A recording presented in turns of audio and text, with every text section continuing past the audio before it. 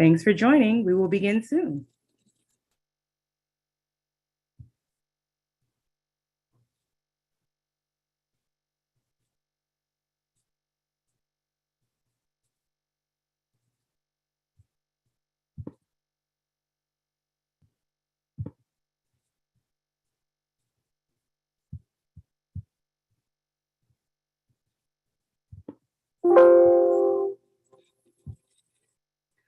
Welcome to My Vote Counts. I'm your host, Neva Civilis, Director of Public Engagement for the Michigan Department of State. My Vote Counts is a weekly series that aims to empower Michigan residents with the latest information regarding election and voting laws in our state. Today's topic will be Elections Are Accessible, ADA and Language Access. Joining me to help facilitate today's discussion is legal expert Keela Crane, Deputy Director of Legal Affairs with the Michigan Department of State. Now, before we get started, I want to just issue a reminder. If at any time during this presentation you have a question, please drop it in the Q&A and we will attempt to answer it at the end of our presentation if time permits.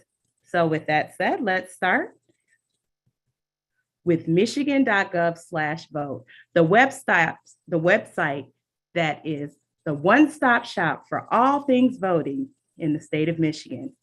When you access michigan.gov/vote, you can register to vote, update your registration, you can check your registration status and information, ask for and track your absentee ballot, view a sample ballot, and find local clerk information. Now, let's give a reminder about all the important dates that we want voters to know.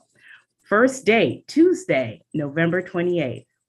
That is the statewide general election day in the state of Michigan. We are exactly 28 days out before election day in Michigan. So remember, Tuesday, November 28th is when everyone will vote.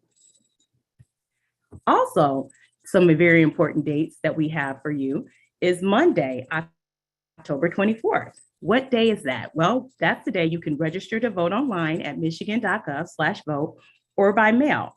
Also, it's the recommended date to request an absentee ballot to avoid any potential mailing delays.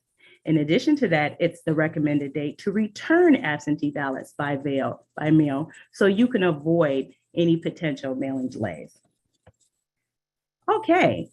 There's some other dates we want you to remember, one of them being Friday, November 4th, by 5 p.m. That is the deadline to request an absentee ballot to be mailed to you. In addition to that, Monday, November 7th through 7 p.m. So from now until November 7th through 7 p.m., you can vote early in person with an absentee ballot at your city or township clerk's office. And also by 8 p.m., on election day, you can return your signed absentee ballot or hand it off to your clerk's office or drop it off in a drop box. And you can also register to vote that day at your clerk's office that day and participate in the November 8th general election. So now for our topic, accessing the vote, and I will turn it over to our legal expert, Keela Crane. Keela? Thanks, Neva. Good afternoon, everyone. Excited to talk to you about how to access the vote here in the state of Michigan. So we want to talk a little bit about your voting rights here in our state. In 2018, Michigan voters passed Proposal 18.3, which enshrined several voting rights into our state's constitution to make our elections more accessible to all Michiganders. We enshrined no reason absentee voting, which allows anybody in our state to cast a ballot from home, vote early, or vote by mail. We also enshrined same-day voter registration, which allows eligible Michigan residents to register to vote on election day by visiting a designated local clerk's office and providing proof of residency, as well as automatic voter registration. Eligible Michigan residents can register to vote automatically unless they opt out by transacting business with the Michigan Secretary of State's office or other public agencies. We also have the right in Michigan to vote independently and privately with or without assistance. This is for whether you vote in person on election day or via an absentee ballot, voting with a voter assistance terminal, also called a VAT, on election day at your polling locations, or with an assistance of a chosen helper.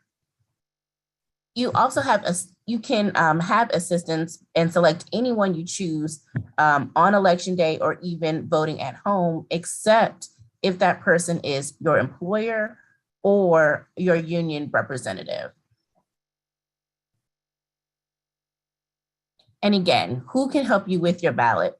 No matter if you're voting at home or if you're voting at your polling location, federal law allows for anyone to help you of your choice with your ballot, except someone that can influence your vote, your employer, or a representative from your labor union.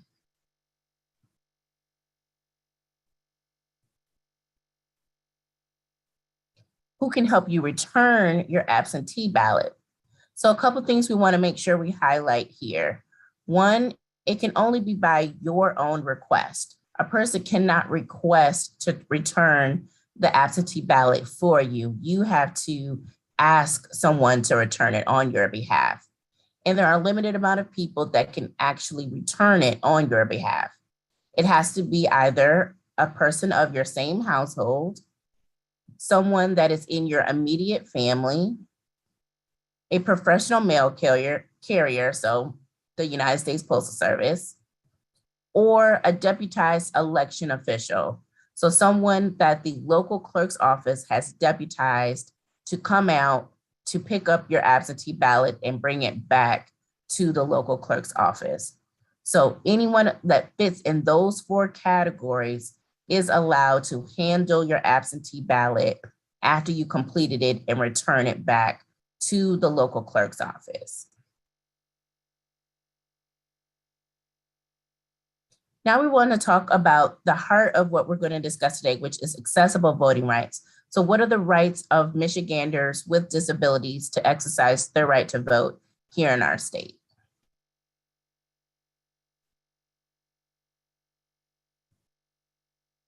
So accessibility for voters with disabilities is required by federal law and by state law. All voters have the right to reasonable accommodations to access our elections. So first, voting locations must be barrier-free. So polling locations and local clerk's offices must be compliant with the Americans with Disabilities Act, which is a federal law. Voters must be able to physically access the spaces where they can register and vote without barriers. So should you have a question about how to enter a location or other issues with the voting location, please contact the precinct chairperson. Also, and if you can't get inside of the building, have someone, if you're able to do so, seek assistance from the precinct chairperson to participate with curbside voting. As we mentioned earlier, voter assistance terminals, are also called VATs, are available at every polling location. The polling location, the election inspectors must be able to set up the VATs, and we have videos and also training to assist our election inspectors on how to work the VATs.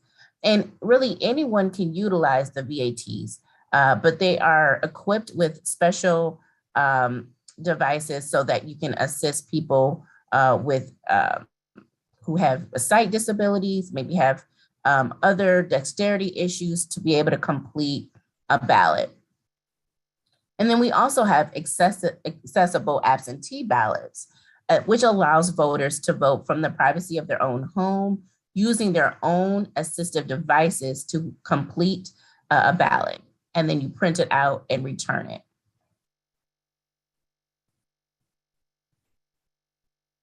So as we mentioned, by law, polling locations and clerk's offices must be barrier-free and allow for folks to be able to physically access the voting locations. So we mentioned on the last slide about curbside voting, which allows for a voter to have equipment come out to their car and allows folks to complete the application to vote. And we've talked about that in previous seminars here, that you have to complete the application to vote, and then the equipment will come out to your car so that you can actually complete your ballot and submit it into the tabulator. When this occurs, we would have an election inspector come out, as well as challengers from the two major parties to come out to the car, just to make sure that everything is working in a transparent manner. And you'll be able to complete your ballot, submit it into the tabulator, and then the equipment is brought back into the local precinct.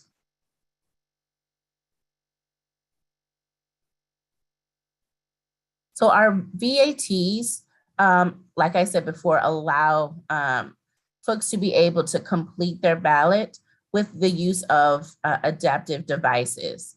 So the VAT can read the ballot aloud, and headphones would be provided at the polling location for you to securely and secretly hear all of the contents of the ballot.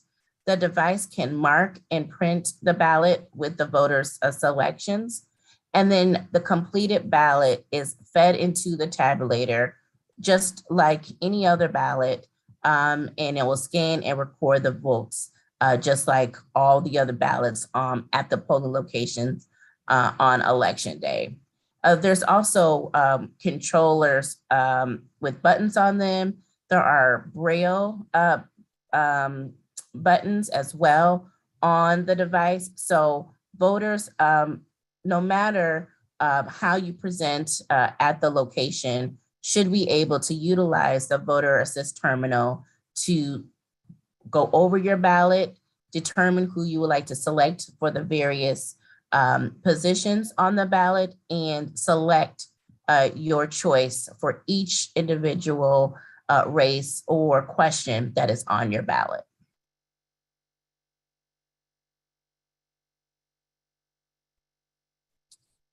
Accessible absentee ballot.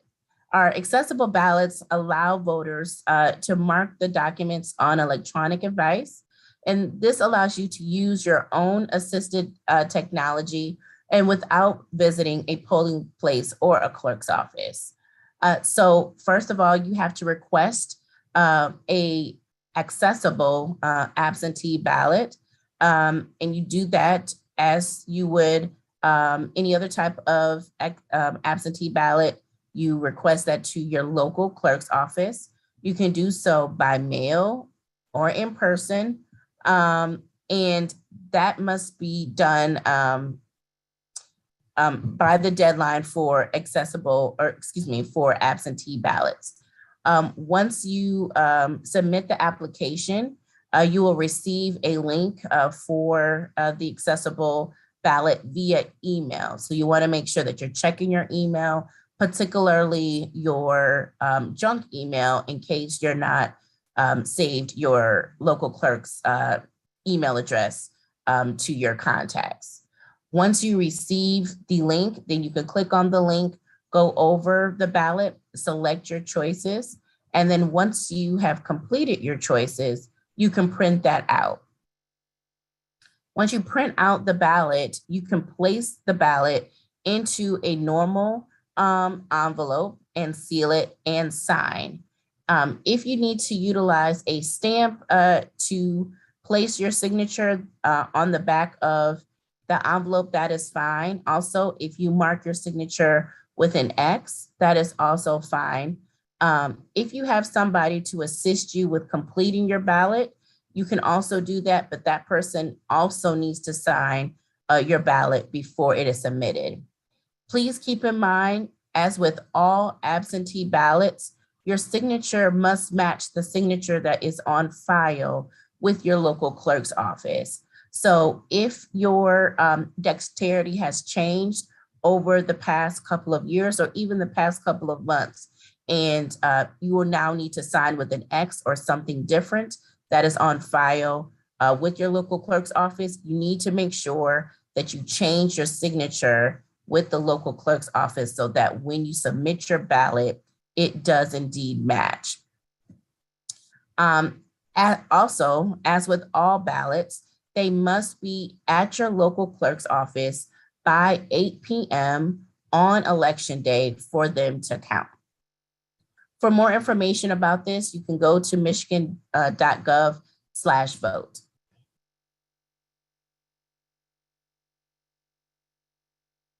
We also have an ombudsperson within the Bureau of Elections that is there for you if you do have questions about accessible elections. So this person is knowledgeable and is connected with many organizations within voters with disabilities in the disability rights community. And so if you do have questions specifically about accessible voting for Michiganders with disabilities, please feel free to contact him at 517-335-2730. That's 517-335-2730.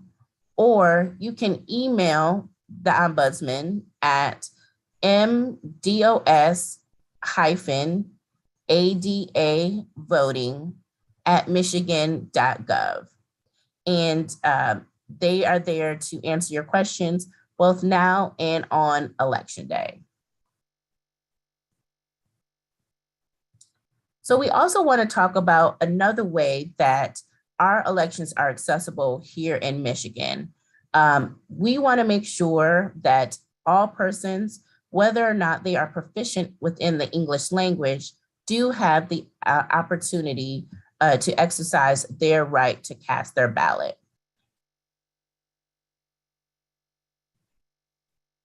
So again, just like all Michiganders, those who may have limited ability to speak or read the English language can have somebody assist them with their ballot. And this can be your child, it could be a family member, it can be anybody of your choosing, except for a person that would influence your vote, your employer, or a representative from your labor union.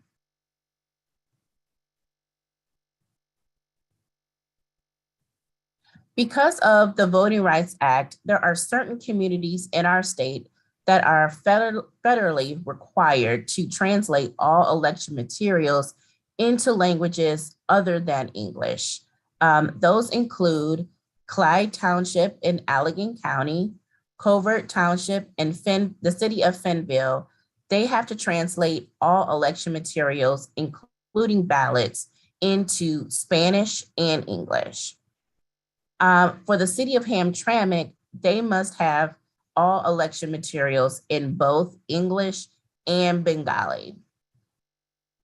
There are other communities that can choose to have election materials and or ballots in languages additional from English. So for example, the city of Dearborn, along with the city of Hamtramck, have information translated into Arabic along with their standard English language ballots and elections information. But keep in mind, they are not required to do so by the Voting Rights Act. Just those first 4 communities that I mentioned on this slide are required by the Voting Rights Act, and that's connected to the census that we took in 2020. So here at the Department of State, we are trying to empower our Michiganders who may not have proficiency in English to exercise their right to vote. So we we provide dozens of voter education materials and resources, including voter registration and absentee ballots in other languages besides English. And you can access those materials by visiting us at michigan.gov/SOS Partners in Democracy. And that way you can look at all of the various languages that we do provide those services. You can also serve as an election inspector. There are still several jurisdictions in our state that are searching for election inspectors. And that is one way that you can empower our fellow Michiganders by providing your services to them if you speak another language besides English.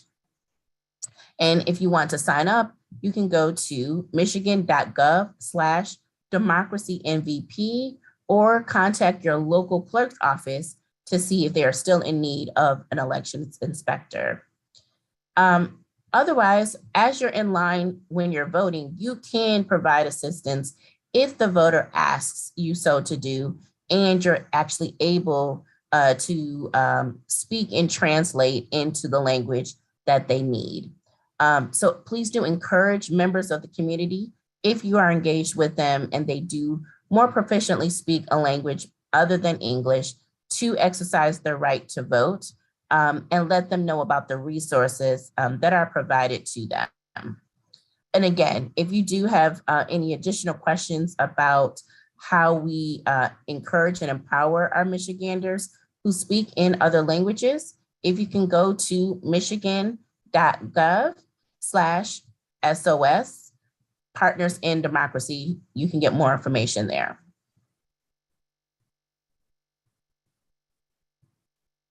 So now I'll turn it over to Neva to start our Q&A. Thank you, Keela, and great job as always. This was great information for our viewers, and we have a lot of questions that we need to get to, so let's get started. Okay, question number 1. Keela, can someone from the clerk's office pick up your ballot if you are not able to return it and you have no one to return it for you? Yes, absolutely. So you want to contact the clerk's office.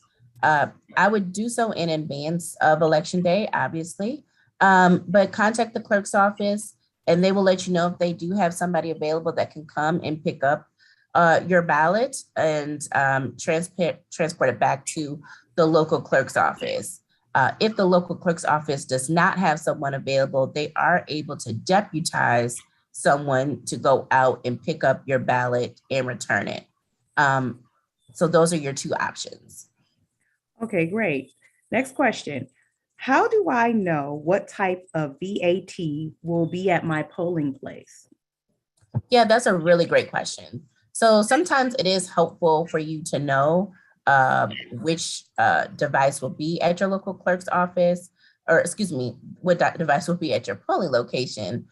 So what you can do is go to michigan.gov/vote, and then you can see what type of device that your county utilizes. This can be helpful so that you can either bring your own assisted device with you to the polling location, if that makes sense, or you can just otherwise be prepared on how you'll be able to utilize the voter assist terminal by watching videos and looking up more information about the device that is available at your local polling location. Okay, next question, Keela. What if I am not physically able to sign and complete my AV ballot? Yep, that's not a problem. If you utilize a stamp or if you typically sign documents, legal documents with an X or some other type of sign, you can utilize that for your AV ballot as well.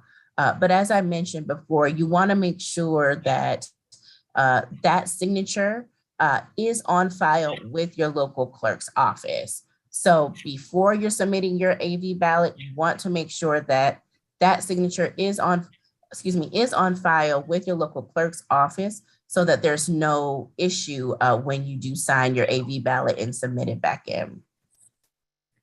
Okay, next question. Can a poll worker assist you in completing your ballot at the polling place? Yes, they can. So election inspectors are there to assist you, and they can assist you with completing your ballot. However, there will be at least another person from an opposing party that is serving as an election inspector to supervise that assistance, just for transparency reasons. Otherwise, you can bring somebody with you to the polling location to assist you with completing your ballot. And those categories of persons are the ones that we named before. Anybody except a person that is your employer or from your local labor union. Okay, Keela, we have a really great question with this one. Do you have to be a registered voter to serve as a poll worker? So yes, if you are 18 and above, you do need to be a registered voter to be an election inspector. Those young people who are 16 and 17 years of age do not, because they cannot. But everybody else, 18 years and up, has to be a registered voter in order to serve as an election inspector. Okay, next question. Where can I find an accessible application? So you can find those on our website at michigan.gov/vote. And if you click on accessible voting, then all of the information that we were talking about earlier today will be right there in that area. And you just click on the AV application so that you can complete that and print it out and submit that to your local clerk. So obviously, the department is not sending you a ballot. Your local clerk's office would be sending you a ballot. Okay, again, michigan.gov/vote, that one-stop shop for all things voting in Michigan. That's right. Next question. Can you track an accessible ballot? Yep, absolutely. As Neva said, michigan.gov/vote, the one-stop shop for everything, includes tracking your ballot. So there's no difference between an absentee ballot and other ballots that we issue or that the local clerk's office issues. All of them can be tracked going to michigan.gov/vote. Okay, Keela, this question is very interesting. The accessible application states, it is only for voters with print disabilities. What is a print disability? Great question. And the definition should be there at michigan.vote. So you'll be able to have that there. But for this seminar's sake, what print disabilities is defined as is that any disability that interferes with the effective reading, writing, or use of printed materials. So this can include persons that have visual impairments, either totally blind or visually impaired, those with learning disabilities, also those who may have dexterity issues or any type of physical disability that interferes with them holding or manipulating a paper, pencil, or a pen.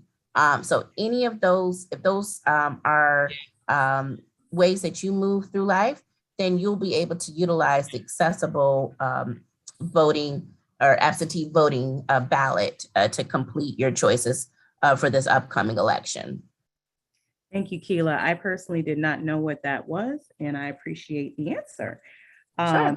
Next question. Do I need my own assistive device or will they be provided?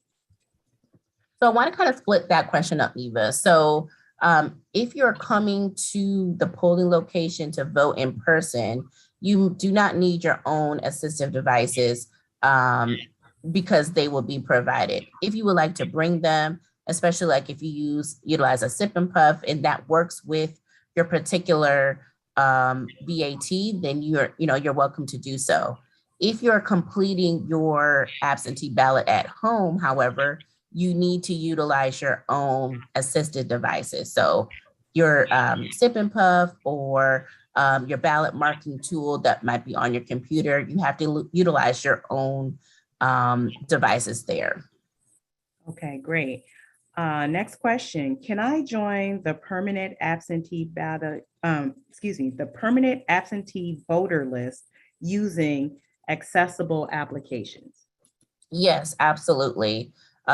Once you complete your absentee ballot application, you can check that you want to be on the permanent AV list, and the clerk in your local clerk will place you on the permanent AV list, and you will be sent an absentee or excuse me, an accessible absentee ballot application before each election. Of course, as with all Michiganders, when they're on the um, AV ballot application list, gosh, that is not right?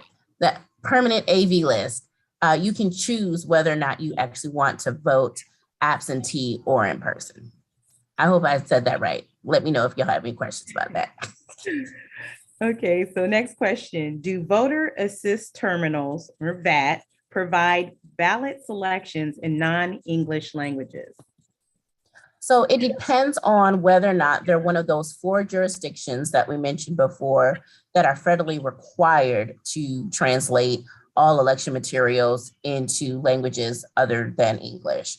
So for those 4 jurisdictions, the 3 that have to translate into Spanish and the one that has to translate in Bengali, yes, they should be.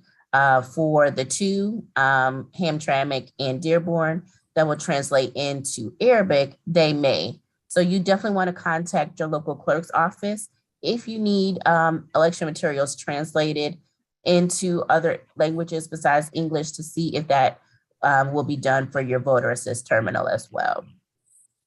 Okay, Keela, we have a really great question for you next. Mhm. What constitutes an emergency absentee ballot request situation? That's a great question. So let's back up a little bit. So we didn't get to go into depth about emergency ballot absentee ballots. So if you have an emergency, which means that something happened to you where you intended to vote in person, but now you are either in the hospital, you may have been sent into a nursing home, or you may have been incarcerated after 5 p.m. on the Friday before election day, then you can qualify to receive an absentee ballot, an emergency absentee ballot. And so you need to contact your city or township clerk's office before 4 p.m. on election day to request that a emergency absentee ballot be sent to you. And then you complete that, and then it has to be returned to the clerk's office by 8 p.m. on election day. The clerk's office doesn't necessarily wait for you to complete your ballot when they give it to you. You'll have to have somebody return that ballot to you, but that is an extra provision that the Michigan law allows for an emergency absentee ballot. Great, Keela. Thank you for that. We have a few more questions. Okay. Next one. Can anyone with a disability be able to vote on election day and use the devices that you have? Yeah. So again, you can utilize your own devices, your assistive devices, but you want to make sure that they will work for the terminal that you have in your local polling place. So you want to go to our website to see what type of device is utilized in your county, and just to make sure that your own assistive device will work for that. But there are going to be assistive devices at the polling location for you to utilize. So you don't have to worry about bringing your own if you're not able to. Okay, and a good follow-up. Can you clarify the curbside voting in regards to the tabulator being brought out to the voter? Is the tabulator physically carried out to the voter? I'm sorry about that. I kind of, I mixed up my, I made a mistake. I'm sorry. So the tabulator itself is not brought out to the curbside voter, but all of the other documents are. The tabulator will remain inside, and the election inspectors will bring the ballot back inside for it to be tabulated. And of course, it'll be covered up by the secrecy sleeve and then put into the tabulator inside. So excuse me for my my error in that. Okay, I believe I have another question for you. One second. Okay.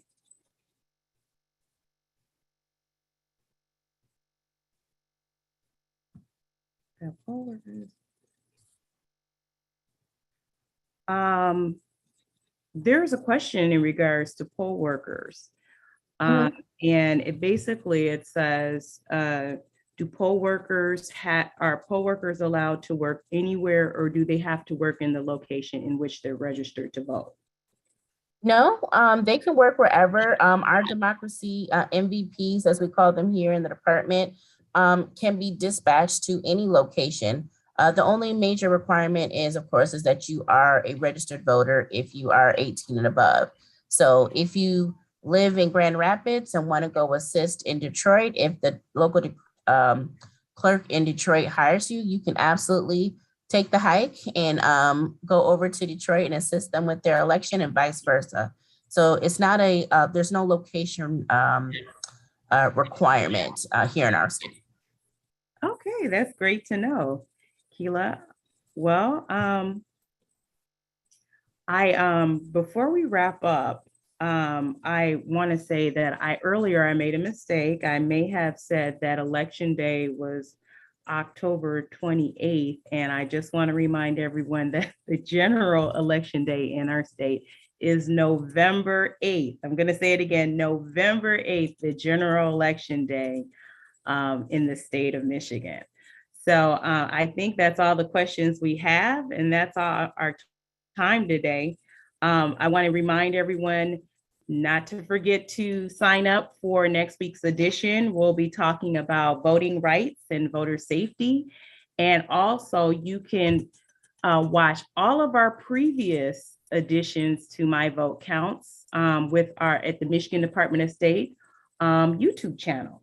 So please check that out when you get a chance. All the topics that we have discussed from months on back can be viewed at the Michigan Department of State YouTube channel.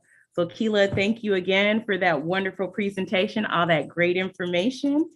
And we will see everyone back next week. Until that moment, have a great